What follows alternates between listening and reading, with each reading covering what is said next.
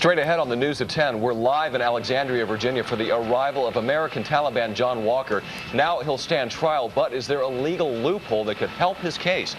Also tonight, exclusive information about a Pop Warner football coach accused of sexually assaulting 5 of his young players. Hear what he had to say about the accusations. In what looks like a legal first, an accused murderer is blaming post-traumatic stress from September 11th for his alleged crime. Plus, I want to be clear. Do not expect a single red cent more. a stern warning from New Jersey's new governor. He takes out his red pen in an effort to slash billions from the state budget. Investigators trying to turn up the heat on the Anthrax mailer, double the reward for any information leading to an arrest. One local school beats the odds and scores a 100% passing grade in state tests. Find out their secret. And how much money do you think a record company paid to make sure Mariah Carey stops making records? Live from New York, this is the WB11 News at 10. Good evening, everyone. Some Americans call him a traitor. Some, including President Bush, say he's a confused. John Walker set foot once again on U.S. soil. Walker's plane touched down at an airport just outside Washington, D.C. around 6 o'clock Eastern time tonight. The 20-year-old Californian is due in federal court early tomorrow morning to hear the charges against him, among them conspiring to kill Americans. Walker's lawyer says a defense team has already been assembled. Let's go right now to Grant Rampey, who's standing by live for us tonight in Alexandria, Virginia, where federal authorities are holding Walker. Grant? Well, police, federal marshals, and FBI agents are everywhere out here tonight. They've been on an especially high state of alert since the arrival of the infamous new prisoner. Walker's plane lands at Dulles Airport in Northern Virginia. He's taken by chopper to Alexandria, then led handcuffed and shackled to the city jail, where alleged terrorist Zacarias Moussaoui is also being held. Tomorrow, his legal odyssey officially begins. The great strength of America is he will now have his day in court, and he will be judged impartially and fairly. Tonight, lawyers hired by Walker's parents are preparing to do battle with the government. They know the 20-year-old has already given a detailed statement to the FBI. In it, Walker allegedly makes no attempt to hide his connection to the Taliban, his time in the trenches as an al-Qaeda fighter, even his knowledge that Osama bin Laden sent suicide bombers to the U.S. a full 4 months before they hit New York and Washington. If Walker's confession gets in front of a U.S. jury, they're going to want to throw him in prison, toss away the key, or worse. That's why the defense will almost certainly ask that the confession be thrown out. Lawyers will say Walker was in no shape to waive his rights. But they'll also have to deal with this interview. My heart became touched. I wanted to help them one way or another. Prosecutors will use the tape to back up charges that Walker conspired to kill Americans overseas and provided material support to terrorists. They'll push for life in prison. Outside court, security will be tight to say the least, not so much out of concern that Walker will try to break free. You might have people who are favorable with the Taliban or the al-Qaeda that might come in and try to extract him. And Walker's parents are in the area tonight. They are hoping to see him before he goes to court in the morning. We understand if a meeting can't be arranged between now and then, time has been set aside after the hearing for a reunion of sorts. Live in Northern Virginia, Grant Rampey, back to you. Thank you, Grant. The September 11th attacks have been used as an explanation for many things. People feeling more depressed, families leaving the city, a worsening of the economic recession, to name just a few. But for the first time tonight, it could be used as a defense in a murder case. Long Island correspondent Rosemary Gomez has more from Mineola. His lawyer says 38-year-old Nathan Powell was suffering from post-traumatic stress syndrome after watching the World Trade Center collapse from his apartment window. So stressed, he claims that is one of the reasons why the American film producer killed, dismembered, and beheaded his Afghan film partner after becoming convinced he was pro-Taliban. My client is very much pro-American, a real patriot and so forth, and was unaware that the deceased had these sympathies for the Taliban. Police say the grisly murder took place inside Powell's Long Island City loft last October after he and Afghan filmmaker Jawad Wazel had a fight over money. Powell allegedly became so enraged he struck Wazel with a pool cue and stabbed him to death. He then dismembered the Afghan's body, packing it neatly into 2 boxes, and kept the dead man's head in his refrigerator. Police say they later caught Powell trying to bury the boxes in a makeshift grave at Bethpage State Park. Powell admitted to the killing in a statement to police, but this is the first time stress over the World Trade Center is being used as a defense for murder. Maybe Mr. Powell does feel and have problems as a result of that, but I'm not aware of any other people who killed someone and dismembered them as a result of it. Powell was the main financier of a film called Fire Dancer about Afghan refugees' life in America. His lawyer says his client was also diagnosed as a schizophrenic and was acting in self-defense after Wazel attacked him with a machete. Family members are still in mourning over the death of the Afghan filmmaker, who was a Hunter College graduate and an American citizen. He was brutally murdered. We have confidence and faith in the district attorney's office, and we have faith in the American system of justice. A judge has not set bail on the case, so Powell will remain behind bars until his next court appearance on February 15th. From Mineola, I'm Rosemary Gomez for the WB11 News at 10. Federal authorities today doubled the reward money for information about who's responsible for sending anthrax-laced letters through the U.S. mail last year. Pamela Chan has more. He or she worked mysteriously, anonymously, and with a deadly goal. But the one thing the anthrax attacker did with all 4 laced letters was mail them from the Trenton, New Jersey area. This flyer will soon be appearing in 500,000 mailboxes throughout central New Jersey and Bucks County, Pennsylvania. Investigators hoping a close look will spark a recollection somewhere. This individual responsible for these acts may well be a neighbor, maybe a work associate, but we're very, very comfortable that the people and the public in this part of New Jersey and possibly on the other side of the river in Pennsylvania can contribute very important information. Investigators are asking people to take a good look at the handwriting or try to remember if the pre-stamped small envelopes look familiar. $1 million. They say the anthrax mailer has a scientific background and killed 5 people with his or her mission. More than a dozen others were infected and thousands put on preventive antibiotics. And the attacks last fall hit New York hard at a fragile time, killing a Bronx woman named Kathy Nguyen, contaminating media outlets, and the Morgan Mail facility in Chelsea. The Hamilton, New Jersey center that processed all 4 letters remains closed to this day. It invaded our workspace, it invaded our homes, it invaded our lives without warning. We are reaching out to you to make sure that there are no more victims. That was Pamela Chan reporting. Other news tonight, new charges were filed today against jailed mob boss Vincent Chin Gigante. The FBI says Gigante has continued to run the Genovese crime family from behind bars. He's accused now of infiltrating the International Longshoremen's Association and running extortion rackets against companies that operate from the piers of New York, New Jersey, and Miami. The 74-year-old is already serving a 12-year sentence for racketeering and murder conspiracy. Authorities say for years he avoided prosecution by faking mental illness, earning him the additional nickname, the Odd Father. A former Nassau County police officer pleaded guilty today to having sex with a woman in exchange for not giving her a traffic ticket. Under a plea deal, 31-year-old Jay Seifert will not serve jail time. Seifert was on patrol in October of 2000 when he pulled over 2 women in a car for making an illegal U-turn. Instead of ticketing the driver, prosecutors say Seifert told the women to follow him to a nearby park where he and the passenger had sex. He is scheduled to be sentenced in March. A retired youth football coach in New Jersey is behind bars tonight, charged with sexually assaulting 5 boys 10 years ago. The boys, who are all college age now, say they were molested during sleepover parties at their coach's house. Barry Cunningham spoke to the coach exclusively last summer when these allegations first began to circulate. Are you Smitty? Yes, sir. Last June in Elizabeth, New Jersey, we confronted a retired Pop Warner Youth Football League coach, Tyrone Smitty Smith, with allegations made that day by 3 college football players whom he had coached when they were in grammar school 10 years earlier. The players said that when they were 11, 12, and 13 years old, they were sexually molested by the coach when he invited them to Friday night sleepovers at his house on Anna Street before Saturday games. He brought me to city officials, shook hands, that really know him. So how can I tell a city official that he raping me? I was the one that had the $150 in the envelope saying this is your $150. Go on and buy you something with that $150. Trying to tell me to keep my mouth shut. Did you do anything inappropriate with those 3 young football players? No, sir. Never. Never. Never.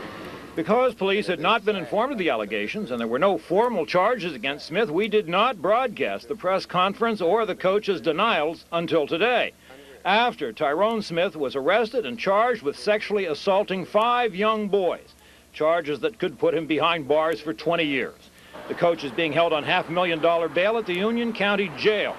Back in June, the Pop Warner coach told us he had been a paid staff member of the Police Athletic League for 23 years. They would get their mother permission and they would spend the night. That was that simple. One player, Ronald Santiago, said that you sexually molested him and then gave him $150 in an envelope to keep him quiet. No comment. This has got to be some type of joke, right? The Union County Prosecutor's Office says detectives have corroborated the player's allegations against the coach. Generally, there'd be entertainment, movies, popcorn, things like that, playing games. And generally, when the other young men were sleeping, he would single out one intended victim. A follow-up news conference with 2 of the players was held today by Salam Ismail, who co-founded the United Youth Council with Coach Smith 20 years ago and gave him an award as its 1986 Youth Sports honoree. The United Youth Council representative talked to as many as 14 kids who had said that they have been touched, fondled, or even had a sexual encounter with Tyrone Smitty Smith. The prosecution acknowledges it will be difficult to try allegations made 10 years after the alleged sexual assaults, but that more Pop Warner football players, now grown to manhood, are coming forward to corroborate the young men's stories. The investigation continues. At the Union County Jail in Elizabeth, New Jersey, Barry Cunningham for the WB11 News at 10.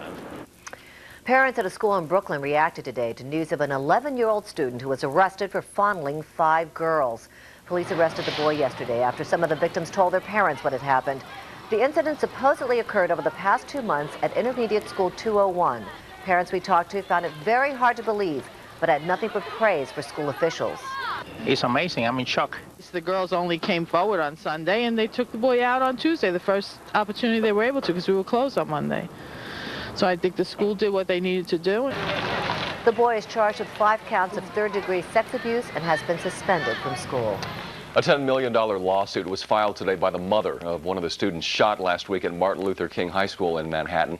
The suit claims the Board of Education was negligent by allowing a student to smuggle a gun into the building through an unguarded door. Tonight, the school is looking at ways to beef up security. Jackie Hyland has more.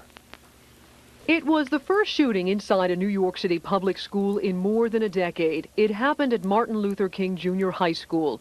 2 students were shot and wounded by a fellow student who managed to smuggle a gun into the building. Now, a week after the incident, top school officials met at Board of Ed headquarters to discuss school security.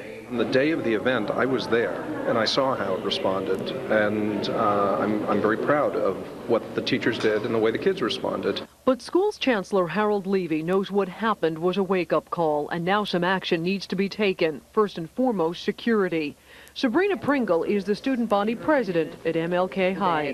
This thing could have been prevented if they would have listened to us and gave us more security. Manhattan School Superintendent Welton Sawyer says security since last week has been enhanced at the school, and now officials are looking to the future and high-tech equipment. We are investigating the options of surveillance equipment at all entrances to provide an added degree of security throughout the building. And that's not all. A safety task force will remain in the building for the rest of the school year. There will also be more patrols in the hallways and the doorways.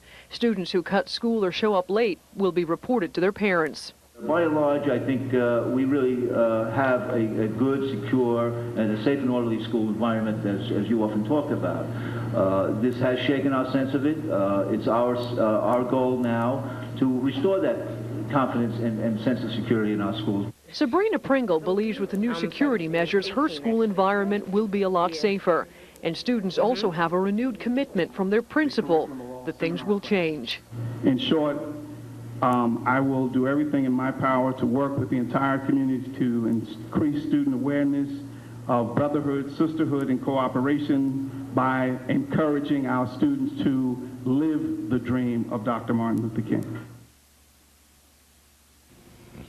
And that was Jackie Hyland reporting for us. When we come back on the News at 10, Mr. G's first look at the wet forecast. Plus, it was a strange scene. A woman gets trapped in a garbage chute, seriously injured. We'll tell you where it happened. More late news from Enron tonight. We'll tell you about another huge shakeup in the management of that embattled energy company. And tighten those belts. Strong words and actions from New Jersey's governor today about fixing the state's budget crisis. We'll be back in 60 seconds.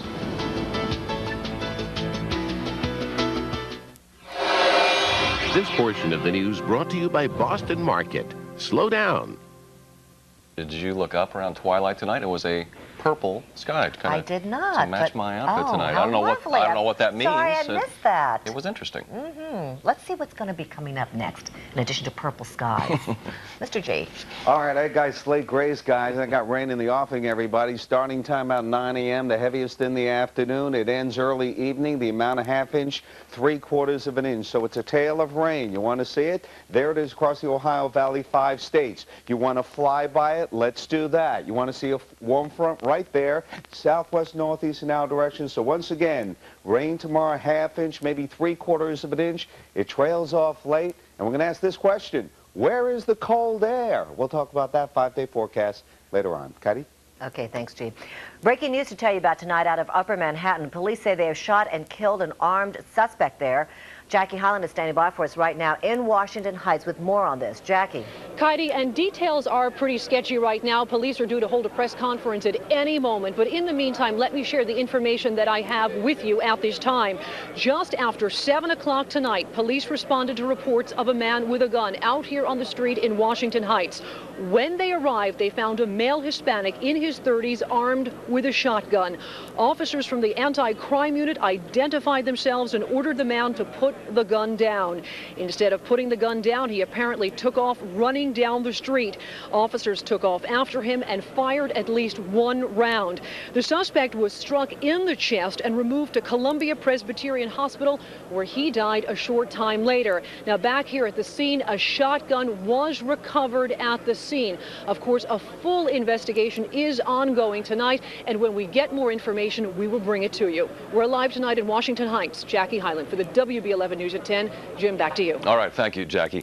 Enron is looking for a new chairman and CEO tonight. Just a few hours ago, Kenneth Lay said he is going to resign from the failed energy giant. Lay said the many investigations into the company are taking up too much of his time for him to concentrate on the needs of Enron's stockholders. Earlier today, a fired Arthur Anderson auditor said he refuses to testify on the Enron collapse before a congressional committee tomorrow. Lawyers for David Duncan said today he will only talk if he receives immunity and will otherwise invoke the Fifth Amendment. Duncan headed up the Enron audit and admits to ordering the destruction of documents. One final note on the Enron front. The Senate Finance Committee has asked Enron to release all of its tax returns. A total of 11 congressional committees are investigating how Enron collapsed, costing billions of dollars for employees and investors. Kaity? 600 New Jersey state employees received pink slips today, with another 600 recently asked to resign. This is all part of Governor Jim McGreevy's plan to balance the state budget. And today, layoffs weren't the only cutbacks he had in mind. Jamie Colby has more. In his effort to relieve his state of a nearly $3 billion budget shortfall, Governor Jim McGreevy called on a room full of New Jersey's mayors to crack down on overspending. The mayors are to get it done business. I'm telling you, I'm here to make state government work and work for you. And to make it work, the governor gave his staff its marching orders. The governor has instructed us to look at every single aspect of state government, every single line of every single budget. And today, the mayors got theirs. Our goal is to hold you harmless, to remain constant with the level of state aid to municipalities. Yet, I want to be clear. Do not expect a single red cent more. McGreevy is also cutting 5% from all state departments, which he says will save $100 million. And he announced yesterday 5% cuts to state colleges and universities he predicts could save $65 million more. The governor's new commissioner of community affairs, a former mayor like McGreevy, predicts working together, this administration and the state's mayors will get the job done. Mayors have lived through tough times before. I've done it myself, and we'll do it. And the mayors we talked to agreed across party lines. From the way it was presented, that most mayors understand the problem that he has and that the state has. and we're going to have to be, as he said, partners in trying to get through this problem. I'm very hopeful. I think this is a very open administration. I'm enthusiastic about the governor's approach to all the problems and looking forward to working with him. And perhaps as a reward for the mayors accepting that they will not receive any new state aid, the governor has set a February 15th deadline to put together a council of mayors so they can at least continue to express their institutional concerns. Reporting from the State House in Trenton, New Jersey, I'm Jamie Colby for the WB11 News at 10. New York police are investigating the fatal shooting of a deli owner on Staten Island last night. Authorities say 32-year-old Hamoud Maharam was shot twice as he worked behind the counter at the Azal Deli and Grocery in Richmond Terrace. He died at the scene. A clerk who was in the back room at the time was not injured. No one has been arrested yet. A woman in New Jersey was critically hurt today after falling down a garbage chute. Police in Elizabeth say it's unclear if the woman fell down the chute or jumped in. They say they received a call from building maintenance at around 10 this morning. Police say they were on the second floor of the building at the same time conducting a narcotics investigation. They say they are looking into the possibility that the woman was connected to the drug investigation. Well, they may not chase criminals in the streets, but court officers see danger all the time. They often deal with very emotional people, and we've all seen stories of people opening fire in court when things don't go their way. So now officers say they need a new tool to protect themselves, but others say it's just not necessary. Glenn Thompson reports. These are the weapons seized by court officers from people trying to get into court. Everything from tasers to guns to hidden knives. Which you would wear just as you were wearing a regular belt if I were dressed now. When you pull out the buckle, you can clearly see it becomes a very deadly weapon. Weapons court officers say they aren't protected from because most of them, like these officers in Brooklyn, don't have bulletproof and puncture-proof vests. Every officer needs a vest because these things here can get into our courthouses, and they clearly can do harm. The New York State Supreme Court Officers Association claims that they've been denied money for new vests for its more than 1,400 members. We've been told that they don't have the money, but the state court system has approximately $1.33 billion budget. I believe in there they could find the money to fit each and every one of our offices. They say the several hundred vests now in use are inadequate and often don't fit. And they say the officers are even more at risk since September 11th because they now patrol outside the courts. We're out there 24 hours a day, 2, 3 in the morning. We're out doing the perimeter. Cars pull up to us asking information. They can be doing anything, actually. We're walking in the street. It's dark at night. We don't know who we're going to encounter, so without a vest, it's a very unsafe situation. But the State Office of Court Administration says it's approved more than $100,000 for new vests, about 1/6 of what the union says it needs. And the court administration says the union has squandered some of the vest money already approved. But more importantly, the court administration says officers inside don't need the vest. The court officers are doing a fantastic job, making sure that a court facility is safe, which leads to the issue, do court officers need to have bulletproof vests inside a secure facility? Despite claims that the vests aren't needed inside, the court officers insist that more vests will save lives. In Brooklyn, I'm Glenn Thompson for the WB11 News at 10. All right, let's change the tone here a little bit, shall we? Have you seen Chelsea Clinton's new look? If you haven't, log on to our website and check it out. Then tell us what you think in tonight's Tell Us at 10. Do you give the former first daughter's new do thumbs up or thumbs down? We'll have the results later in the newscast. Told you we were going to change the tone. Straight ahead on the News at 10. What a turnaround. No, not Chelsea Clinton. The school in one of the poorest districts in our area changes its academic act in a big way. And you will not believe how much Mariah Carey is getting paid not to make more new CDs. Tony Senecal has details.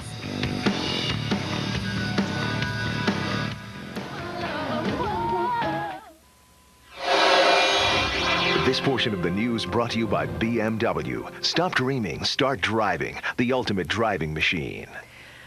As we've been telling you this week, civil rights organizations here and overseas are criticizing the harsh way they say the U.S. government is treating the Taliban and al-Qaeda prisoners being held in Cuba. Well, today we talked with a prison expert here in New York who backed up the government's version that nothing inhumane is being done. Julian Phillips has his perspective. One of the fellows who bombed the World Trade Center and was convicted was housed in a maximum security way just like this in MCC downtown. and stabbed the correction officer in the eye and nearly killed him. So if you have a situation where you know people are likely to hurt somebody else, and you see what happened in a prison in Afghanistan, they have to be housed in a way where they're not going to hurt one another, not going to hurt somebody else. Former Corrections Commissioner and former New York City Police Chief Richard Kohler fully backs the way military personnel are treating the 158 Taliban prisoners recently transported to the U.S. military base in Guantanamo, Cuba. Yesterday, Defense Secretary Donald Rumsfeld vigorously defended the handling of the prisoners, even how they are housed in 6 by 8-foot chain-link pens. I was on the destroyer assigned to Guantanamo Bay, operated out of Guantanamo Bay for 4 years. We always slept on the deck. The weather was beautiful. I really don't see anything from what I'm looking at as a correction administrator and from remembering what the weather was in Cuba. I certainly wouldn't want to be in 20-degree Afghanistan when I can be in 78-degree Guantanamo Bay. The Red Cross, who interviewed at least 20 detainees and handed out cigarettes, felt access and cooperation from authorities was good. However, questions from allies, including British authorities, urged the U.S. to show, quote, a decency and generosity of spirit to the vanquished, even if they are pretty dangerous. The President is perfectly satisfied that the traditions of the United States, which are to treat people well, to treat people with dignity, and to treat people humanely, are being kept at our base in Guantanamo. In Los Angeles, civil rights groups filed a complaint demanding the prisoners be identified and give cause for their detention.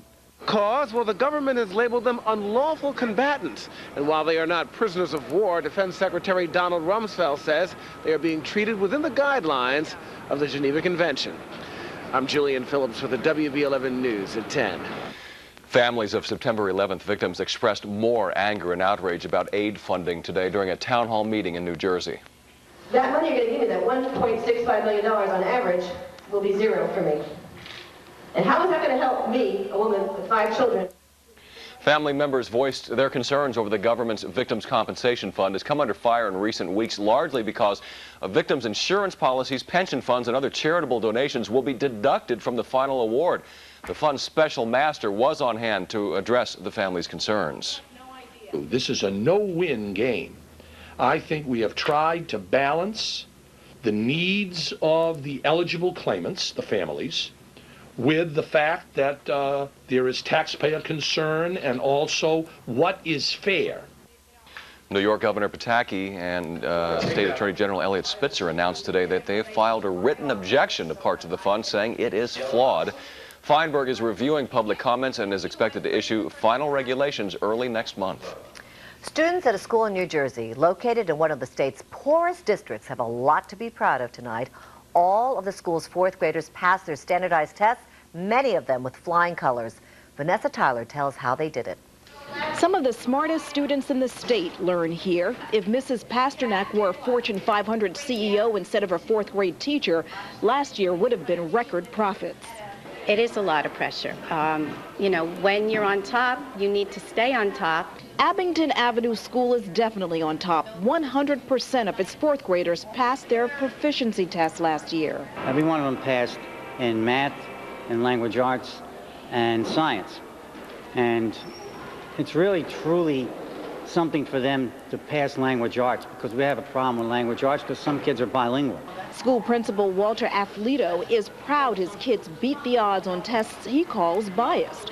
See, Abington Avenue is in Newark. His students did better than those in the suburbs. A lot of money is spent to get them to pass the test. But again, the state, the only thing that counts to them are test scores. For Afflito, test scores are a necessary evil. Instead, he likes focusing on the philosophy here. It starts in kindergarten, where the 5-year-olds write, read, and take notes. We have very high expectations for our students, and the teachers have very high expectations, and we share this with our parents. The school feels more like a high school. The students act more like they're in college. And I think that is why our school does the best, because we have teachers that care about us. Sasha and Richard are considering boarding school as a high school choice. The business of learning doesn't stop with passing proficiency tests. Students are encouraged to reach for the sky. I would like to be a lawyer in the future and have like my own law firm. just be a successful person. What I want to become when I grow up, I like to become an orthopedic physician. Talented and gifted teacher Elizabeth Barton considers herself a coach, guiding her students to using their creative gifts. But sometimes in a little room like this, great things can happen. This was the library. Great things are happening in the whole building. Mr. Afflito says one of his former students is headed to medical school. That gives you a sense of you made a difference in someone's lives, because some of these students wouldn't have had that opportunity. Now nearly 900 young people from Newark have an opportunity, and they know it begins with mastering a proficiency test. The next series just a few months away. I'm hoping with all our hard work, with the students' hard work, we will do it again. Students here succeed where most would expect them to fail. So in addition to learning, the students here at the Abington Avenue School are teaching a valuable lesson. Never underestimate the power of those determined to be number one. In Newark, Vanessa Tyler, WB11 News at 10. Congratulations to those kids. Well, dozens of families in Toms River, New Jersey, whose children were part of a so-called cancer cluster, have reached a multi-million-dollar settlement. According to the Philadelphia Inquirer, court records show 69 families will share at least $13 million, and the money will be paid by 2 chemical companies and 1 water company in Dover Township. The actual figure is likely millions more, but may never be known because of a confidentiality agreement. The children became ill in unusually disproportionate numbers between 1979 and 1995. Jim? When, oh when, will we ever hear a new Mariah Carey CD again? I mean, what is it with Mariah? She had her breakdown, we heard that she was over it, and then there's pictures of her in the tabloids looking like she's been eating way too much. I'm just telling you what was there on the cover of the National Enquirer. Or was it the Globe? Tony Senecal is here with the latest on Mariah's kind of bad year here. You're scaring me with all of your knowledge. Now, it may not necessarily be a bad thing, but Virgin has touched Mariah Carey for the very last time. In what's being called a cost-cutting measure, EMI's Virgin Records confirmed today it will cough up $28 million to buy out the diva's $80 million recording contract. According to a joint statement, Carey will also get to hold on to the $21 million she received when she first signed on with Virgin, bringing her total package to $49 million. EMI decided to get out of the 5-album deal after the flop of Carey's first CD, Glitter, which cost the label more than $10 million to produce and promote. Does this mean no more scantily clad videos from the Vixen? We sure hope not. Now, another pop diva whose name is Janet, Miss Jackson if you're nasty, has reached the end of her velvet rope, at least when it comes to performing live. She's saying she's wiped out and retire for good when her tour ends next month. The coolest of the Jackson clan says touring is very grueling, it's very taxing on the body, it's a tough job, but the tough work paid off for her. The nasty girl took in a cool $42.1 million last year. And speaking of cool, one sweet band is being immortalized in frozen food. Ben & Jerry's announced it will honor the Dave Matthews Band with a new flavor, One Sweet World. That's W-H-I-R-L-E-D. It's a coffee caramel marshmallow concoction inspired by the Dave Matthews Band song One Sweet World. That's W-O-R-L-D. Okay, so we got it. You got it? Okay. So look for the new Dave Matthews flavor in a space between fish food and Cherry Garcia in a supermarket freezer real soon. Now, it looks like good music may inspire Ben & Jerry's, to make some good ice cream, but my favorite is Chunky Monkey. Do you think that has anything to do with Davy Jones? I don't know what that has anything to do with. So, all right, so let's add up what we learned tonight. Okay. Being a huge success, Janet Jackson brought in $42.1 million. Being a complete flop, Mariah Carey made $49 million. Yes. That's the lesson of the day. You do the math. Okay. Thanks, Tony. There is a lot more ahead tonight. A national weight loss giant is forced to pay up. We'll tell you why. And it's the jetliner of the future. Airbus begins work on its 500-passenger plane. Double down.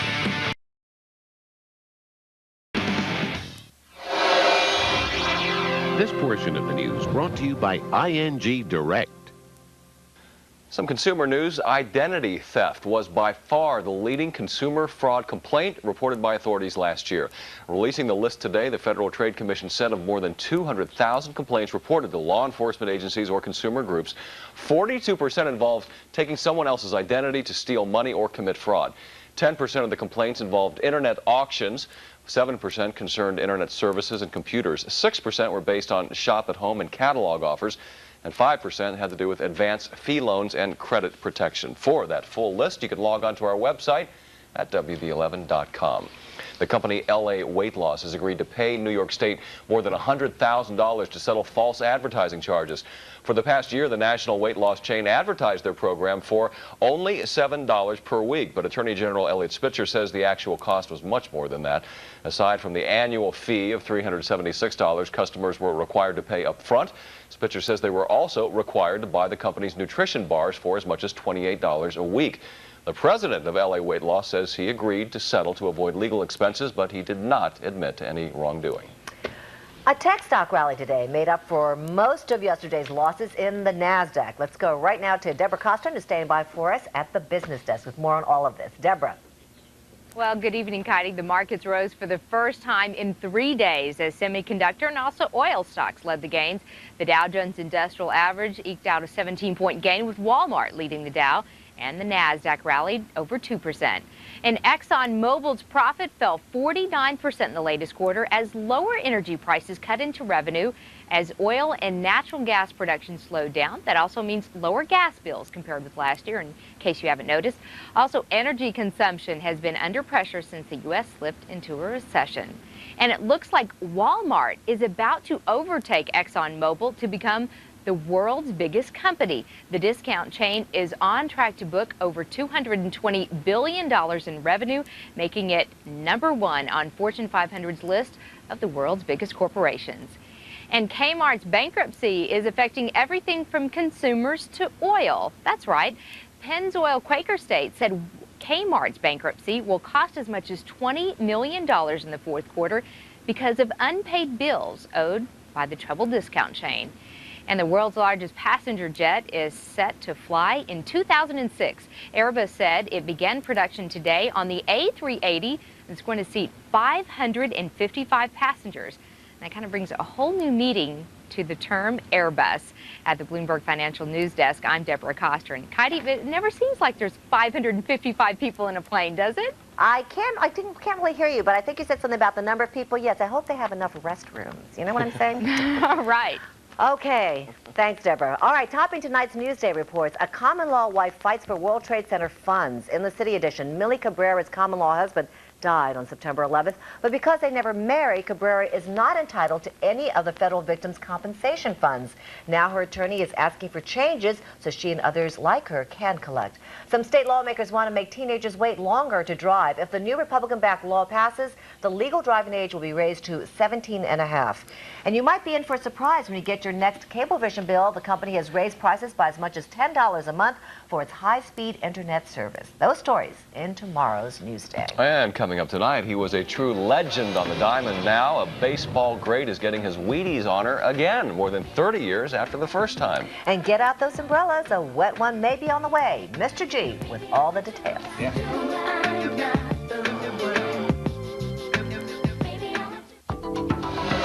And now, WB11 weather with Mr. G. All right, I'm smiling because we have rain on the way. The liquid gold, much needed, starting between 9 and 11. The heaviest in the afternoon tapers off late in the afternoon, early evening, amount a ½ inch to 3/4 of an inch. And man, we need it. Humidity sky high. West 6, split high and low 48 and 42 degrees. The normal should be right around 37 degrees. Statistically, we're in the heart of the winter. At 39 now, 38 degrees in White Plains, Bridgeport 37. And for tomorrow, temperatures around here are going to bomb out right around 50 degrees. Cooler north and west, but you'll be wet, not white, because we are just too mild. We're going to talk in terms of radar. There are no problems here. Shot of moisture underneath us, but here's the main game in town. Come with me to the Ohio Valley, and there's our baby developing right here, spreading southwest, northeast in our direction, and it's going to really affect us probably for the next 24 hours. Again, the flow coming out of the south and west as we move it, and once again, that will begin to pick up in terms of thickening cloudiness. You know the timing of the rain. Where's the cold air? Way up in Canada. Doesn't affect us. The mild air does for the next 3 to 5 days, perhaps 7 days. There's the storm. There's the warm front. There's the cold front. And once again, the timing in the morning, the front crossing west to east in the afternoon. Let's move it now. And again, it'll be out of here by figure tomorrow night. That is the good news. Friday, a very good start to the weekend. Friday, Saturday, and Sunday, we'll play it dry. Linda Lee and Kaity Tong. She's going to be on the radio tomorrow. She's a radio rookie. And look at this shot with Jim Watkins. You can listen to them tomorrow morning. Linda wants to be another future Kaity Tong. That's Another her one. words. There's only one, Linda. It's gonna be much I know better. your family's watching. There's only one. The city 42 to 47 northwest, 35 to 40. And for tomorrow, rain developing, tapers off late 50 degrees. Here's your 5-day forecast. And if you didn't hear Kaity, she said you're going to even be better than me. Yes, Linda's going to have a big future ahead of her. Very good interview she gave me. Yeah, and you can listen tomorrow to it. Yeah. I'll call you up just in case you need a reminder. It's going to rain on Thursday. Friday's nice, Saturday's nice, Sunday's nice, Monday's nice, and all 5 days are balmy. Into next week, no cold air is in sight. Do we have better Knicks news tonight? Sal's coming up with all the sports. A W in Toronto. How about it? Basketball and hockey on a Wednesday night in midwinter coming up. The Knicks bouncing back tonight in Toronto. We'll show you the highlights. In the Big East, St. John's at Connecticut. And in hockey, the Rangers and Devils in separate games. Hi, folks. Dominic Canage, Uncle Junior in The Sopranos. I got a message for you. Sound Sports is next. Keep it where it is.